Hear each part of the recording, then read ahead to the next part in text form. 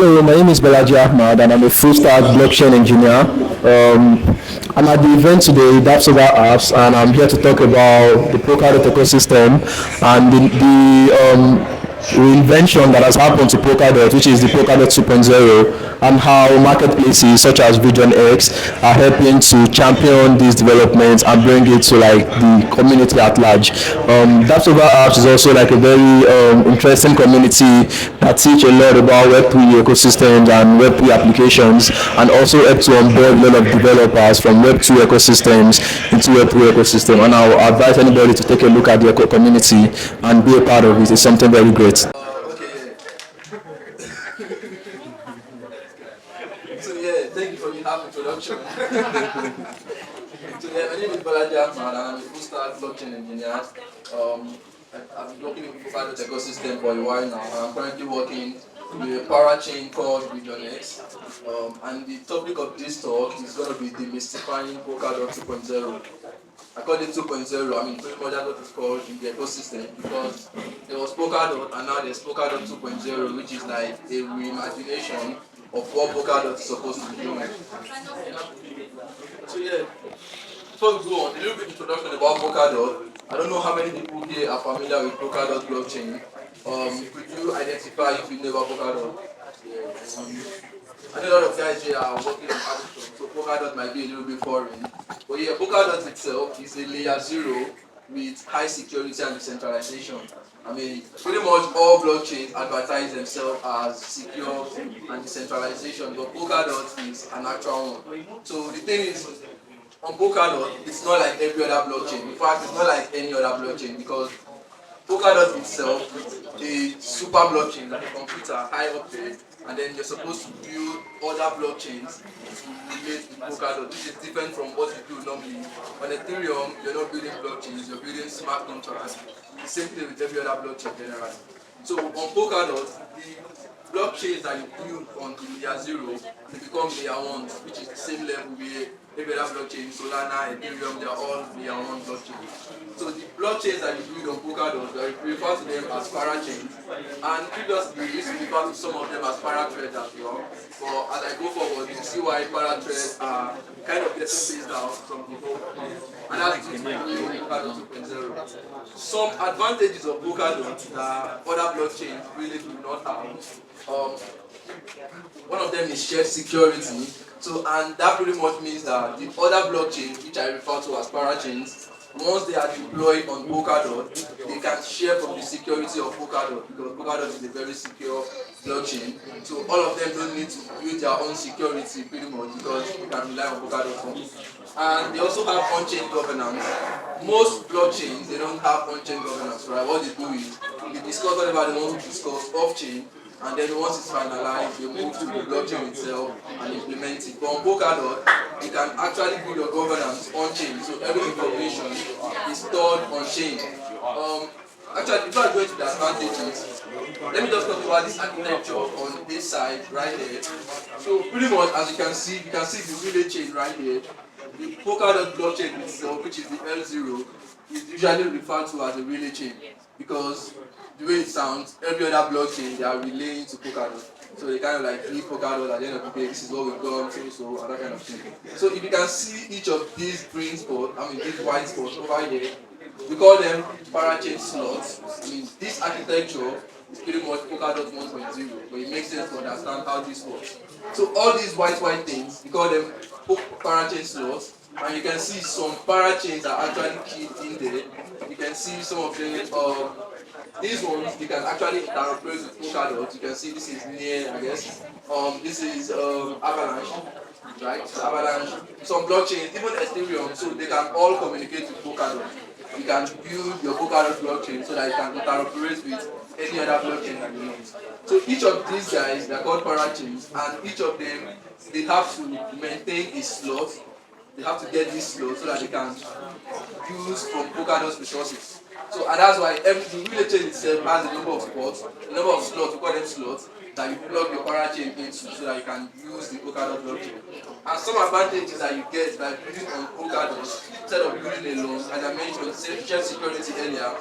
Polkadot is also very interoperable, right? Because all these parachains they relate to the relay chains. So technically, any other parachain can communicate with the relay chains to get information about another parachain using a technology called XCM, which is cross-chain messaging. So they can pretty much, out of the box, you can interoperate with every other parachain on the Polkadot network. And it doesn't stop there. You can also interoperate. You can communicate with parachains that are blockchains that are not even on the Polkadot ecosystem. So you can build your parachain. You can name it anything that you want. You can do anything that you want, and then you can have this communicate with Bitcoin or Ethereum or any other chain. This is pretty hard to obtain, to achieve on most other blockchains currently because of how they built up. And then one very important thing about Polkadot is the forkless upgrade, right? So I'm going to talk a little bit about forkless upgrades. What this means is for you to upgrade your Polkadot chain or any chain on Polkadot. Are you guys listening? Are you guys following? Yes. Yeah. For you to upgrade any chain on Polkadot or any parachain, you don't have to stop the chain. You don't have to stop the network. So compare this to like some other blockchains. I'll use the popular one like Ethereum. Whenever you want to make a very important upgrade on Ethereum, you have to hard fork it. So what that means is you have to clone the repo that contains the Ethereum code base, make the changes that you want, and then abandon the previous code base so that you can deploy the new one. So it's kind of like force the change so that something can happen.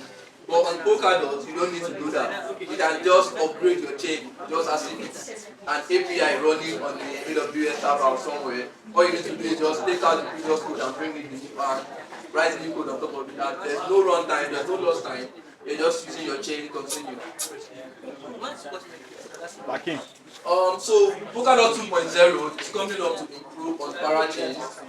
There's a subtle problem, not subtle problems, but it's a problem that the Polkadot ecosystem has identified with the parachain development.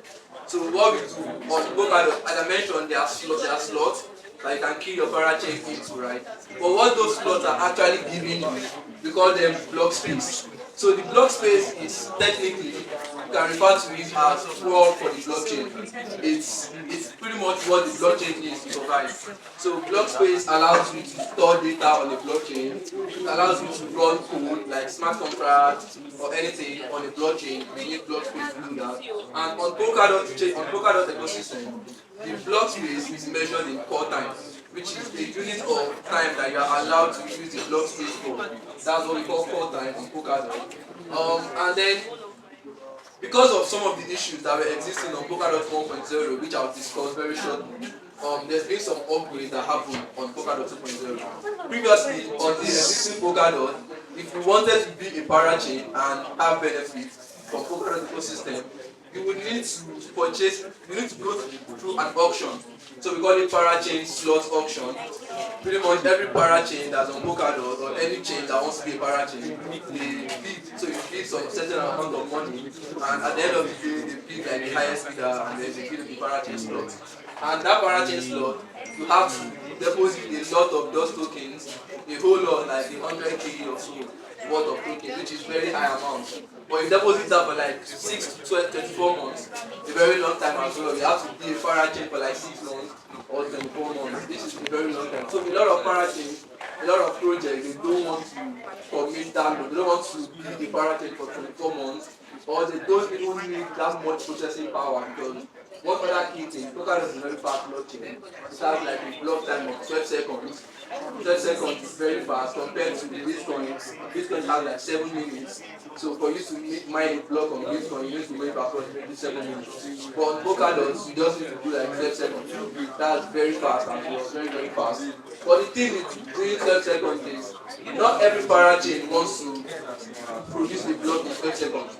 If you're building a parachain that is not, a lot of people are not going to be on there, but it's very useful. You might want to go for a block for like every 1 hour or every 30 minutes. But that's not allowed on Polkadot currently. So what they did is they created these 3 factors right there, which is called Asynchronous backing. This is like a phase of deployment that's going to happen before the Polkadot blockchain itself can become the Polkadot 2.0 generally. So pretty much, let's say all these three things they have to happen.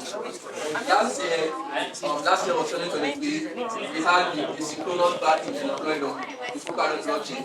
This year we launched an agile core time on Polkadot blockchain, and then elastic scaling is coming, which is a combination of these two, async backing and agile core. And I also did a small summary of what async backing means. Pretty much what it does is allows the relay chain to process transactions in parallel, and this results in a large increase in block time. So previously you had 12 seconds for block time, but now you can have 6 seconds, which is still much more faster than 12 seconds. That's double.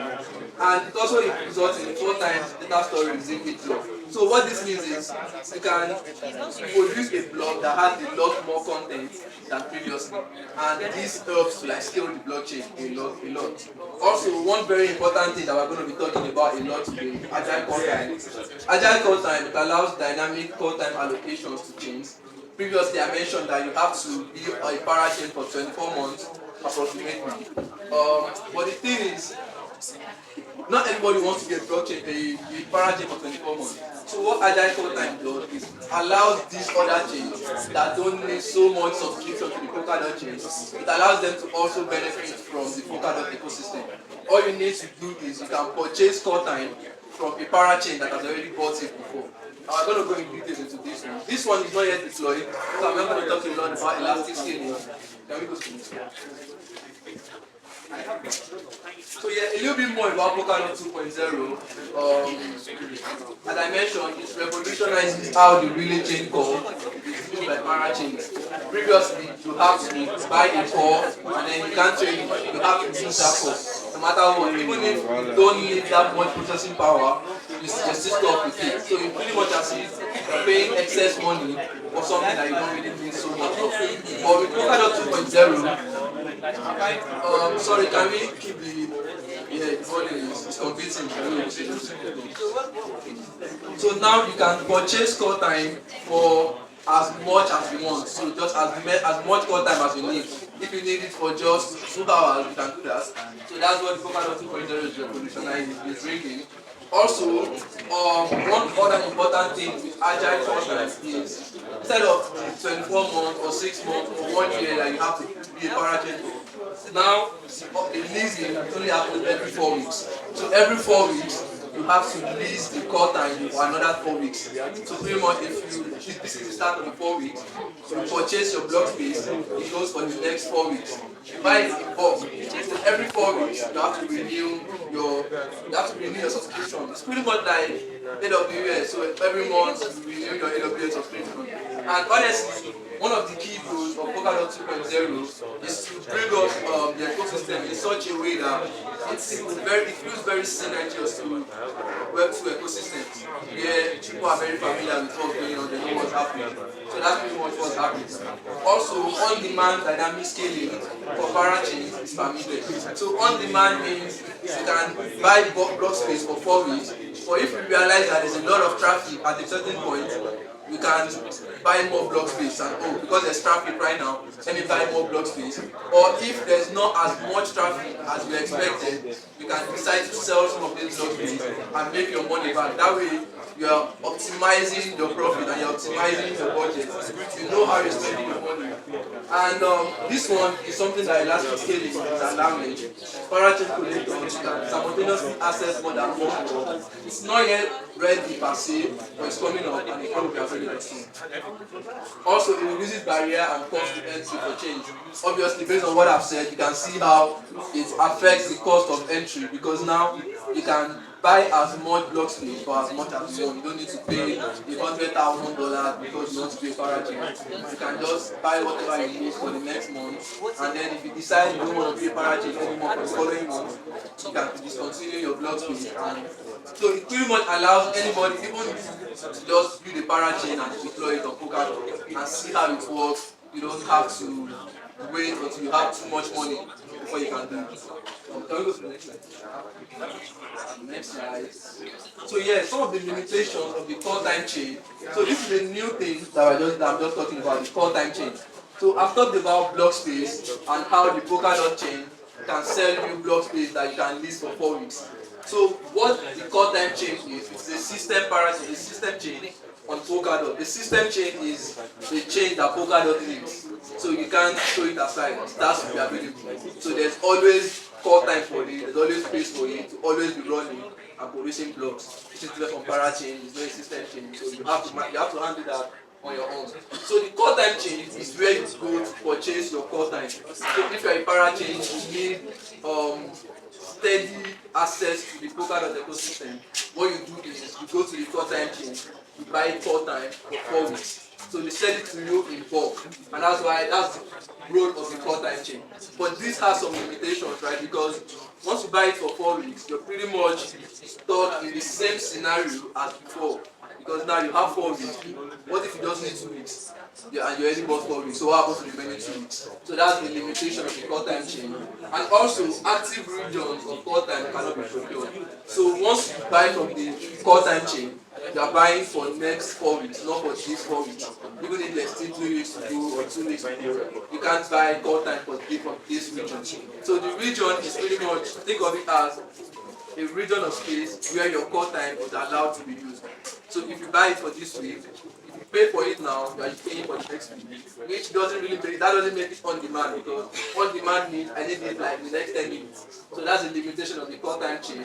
And also community support is taking away, and this is something that a lot of people value ecosystem members of Polkadot, because in Polkadot 1.0, when you're doing the parachain slot option, if you don't have enough money to pay, because honestly the money is a lot to buy the parachain slot. If you don't have enough money, you could create like the crowdfunding where people that like your parachain can contribute money. So, oh yeah, we like this parachain, we're going to donate money. So that brings in community support, because after the 2 years, when you remove your token back, you can share it back to the community guys. So everybody is incentivized to participate in this process. But the call time chain, it doesn't have all these features. So that is why that is where Region X comes in. So that's where the Region X marketplace comes in. Region X marketplace is kind of like a market where you are trading call time. So if you buy your bulk call time for 4 weeks and you use up the 1 week that you need, you can partition your call time into 1 week and 3 weeks and sell the remaining 3 weeks on the Region X marketplace. So this is a very important parachain on Polkadot, because if this is not available, we will pretty much have to rely on the call time chain to handle all these things, which makes computation more expensive. So that role has been freed up to like marketplaces, anybody in the ecosystem to build up the marketplace, and that's what the Region X parachain has done. So it implements a call time marketplace where bulk call time can be traded. So the Region X chain itself is a parachain. It also needs call time, mind you, because it's a parachain, so it has to purchase its own block space as well. But the good thing about it is every other parachain can also interact with the Region X parachain, and this can be done from the UI. Sorry. The Region X parachain has the UI where you can do, if you are not really into code, the community members can go into that UI, they can interact, they can renew their call time, they can purchase more, they can sell some if they want. And it also has an order palette where you can actually, the parachain themselves, they can just place orders from within their code base. So you can actually automate this process of purchasing call times. You don't have to go to the UI, which is something very cool, because now if you are a parachain and you don't renew your call time for the next 4 weeks, what happens is once your call time expires, you can't access the Polkadot ecosystem anymore. So which is where the Region X chain comes in and allows you to renew before your call time runs out. It also incentivizes community members to participate, because now we created a marketplace where community members can contribute. They can help you to renew your parachain if the call time is expiring.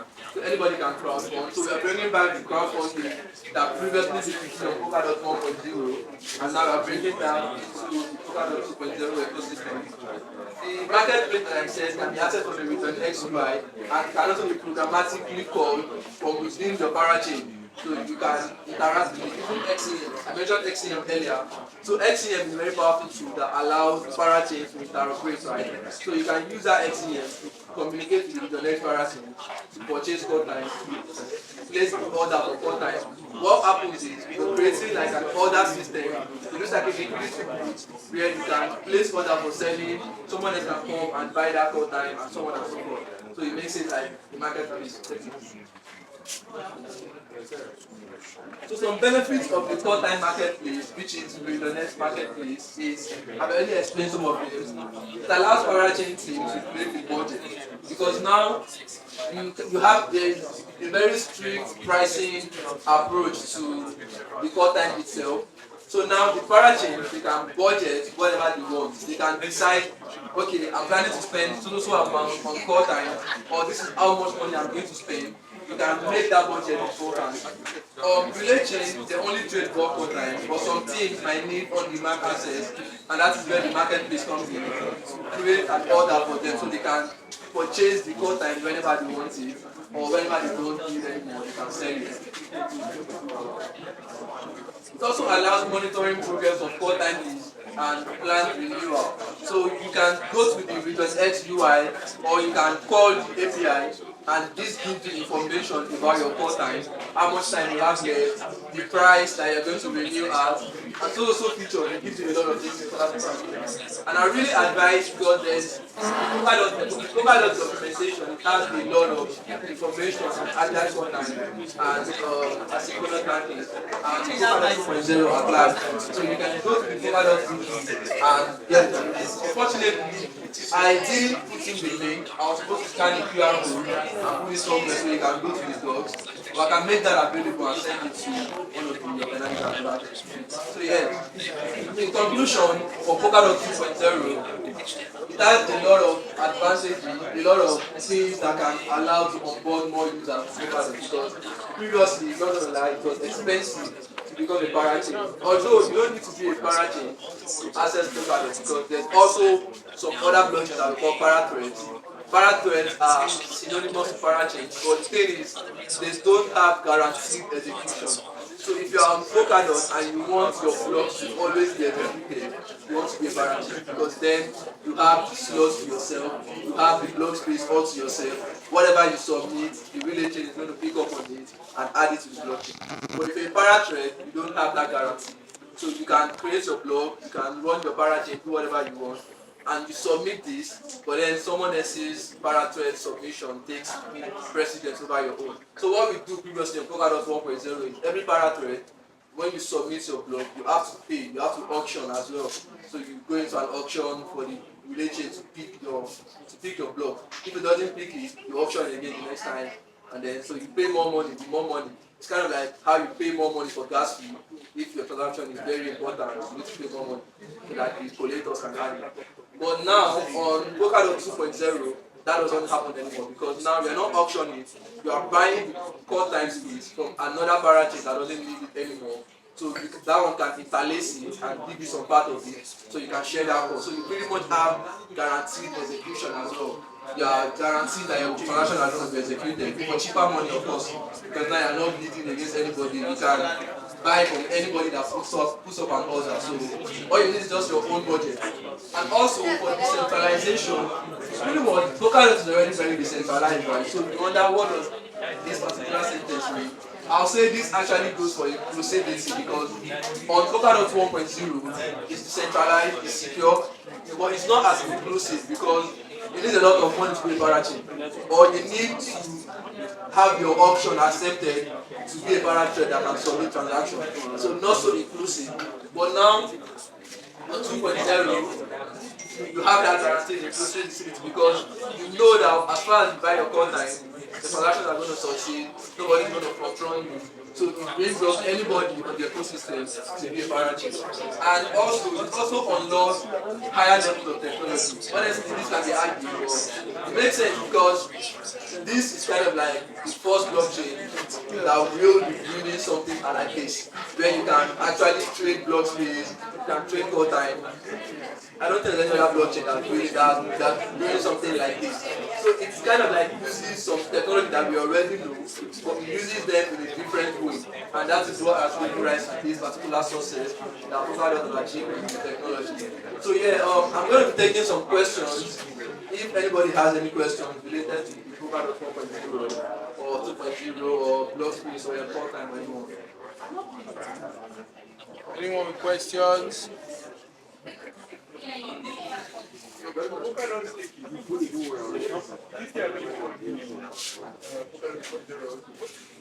Yeah, someone is asking if Polkadot staking is still available on 2.0, and that's a very good question. So staking does not really like have to do with block space. So staking means you are putting up your money exactly. So it's still available. You can still stake on your favorite parachains. You can stake on any project that you want. It's still available. It doesn't take away anything from that. Does anybody have any other question? Yeah.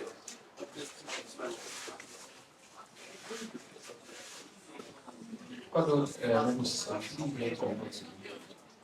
What's that? Polkadot is EVM compatible. Someone is asking a very good question. Is the Polkadot ecosystem EVM compatible? So the thing is, Polkadot is developed using substrates, and its substrate by default uses WebAssembly.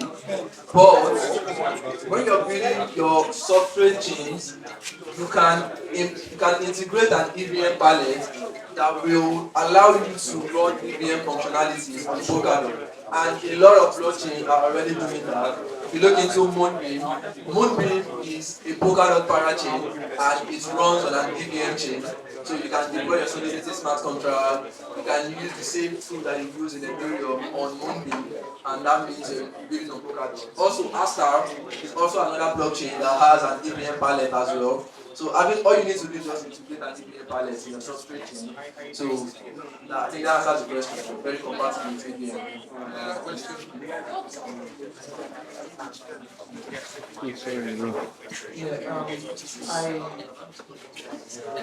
I agree with your comparison with Ethereum, but some devs now are moving to, at least for the past 18 months, they moved to Solana because of ease of development on Solana. And recently this year now we are seeing, though maybe somebody call it scam, on we are seeing it on blockchain to Ethereum. So how does Polkadot compare to those two? I mean, that's a good question. Comparison question. So, talking about blockchains like Solana, Ton, a lot of developers are building on them, and because they are having more support. But the thing with building on Polkadot, previously as I mentioned, Polkadot 2.0 is something that's still coming up. Currently, we've kind of like, can say we're 80% done because Async Backing is implemented, Agile content is implemented, and the aim of this is to onboard more users because one thing I'll tell you is to build a substrate chain is not easy. It's very much easier than building from scratch because building substrates you have like different libraries, call it different rates that you can integrate into your blockchain. So you pretty much have like ready to use parts. All you need to do is just piece them together like a puzzle or Lego brick, and then you have a full blockchain. So it's pretty much easy to build a blockchain, but to find the expertise that you need or to become a parachain that can actually have guaranteed execution, you need a lot of money, you need a large team. As a last year or so, the Polkadot ecosystem tried to push a lot more people because you can build smart contracts on Polkadot.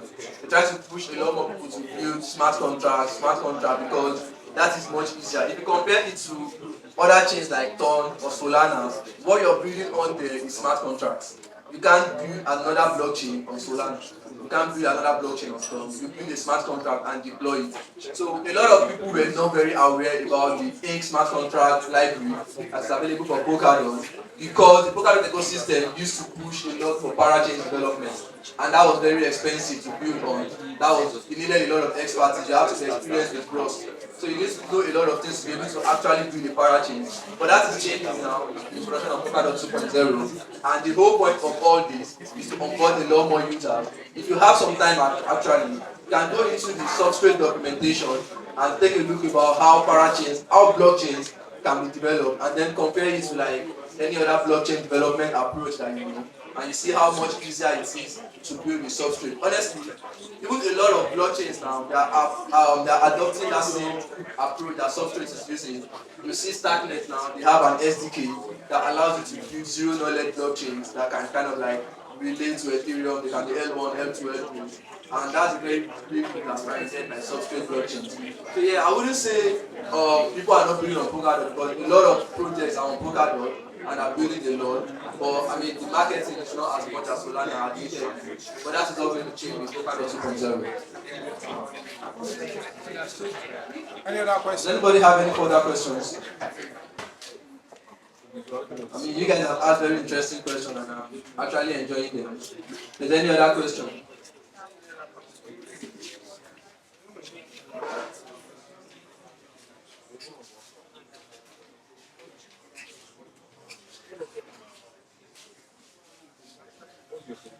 So yeah, I think we've come to an end of the presentation. There's no other question. I'll see you around too. If you have any question pops up in your mind, you can just ask. So, thank you very much for having me, guys. And honestly, I'm going to advise you guys should take a look at Polkadot. Try and build. You have a smart contract that you use, and then if you have some free time as well, you can try to build a blockchain, which is honestly, I think building a blockchain is more of a show off than building a smart contract. I mean, if somebody walks into you and they know that yeah, you built a blockchain, I just feel like they will look at you differently from someone that hasn't tried to build a blockchain before. And Polkadot just allows you to you can just build a blockchain for fun in like a week or so. You have a blockchain. It might not be like fully functional, but you have a blockchain that you and your friends can interact with, and your friends can take a look at. It can give anybody access to it, and then you have the ability to make communications. It's very fancy and very cool. Very cool too. Thank you very much, guys.